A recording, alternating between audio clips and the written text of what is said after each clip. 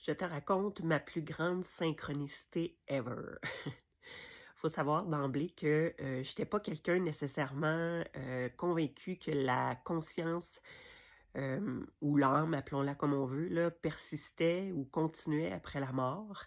Et donc j'avais fait le choix de croire en ça, mais j'en étais pas totalement convaincue. Et donc il y a 2 ans, j'étais en train d'écouter quelque chose, une émission, puis, ça parlait d'une femme de 44 ans.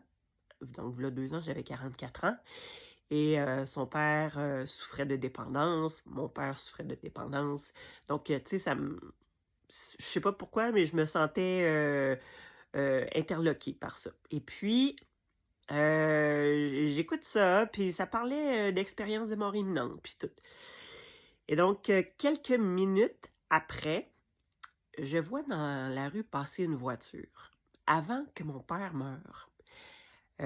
Il avait reçu en fait, il s'était acheté une voiture, dans des boîtes, là. C'était une voiture de collection qui était, en morceaux dans des boîtes, puis il y avait la carcasse et mon père avait c'était un grand projet il avait tout remonté cette voiture sport décapotable, vintage, puis il tripait bien raide. Tu sais, c'est quelque chose qui l'a représenté, là, pendant quelques années.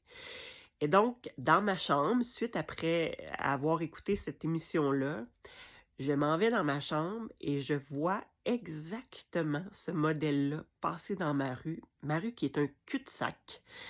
Et la voiture était exactement pareille. Elle était d'un rouge cerise comme mon père et les capes de roue étaient rouge cerise, exactement comme la voiture de mon père. Et il y a sur la planète à peu près 1500 modèles de cette voiture-là sur toute la planète.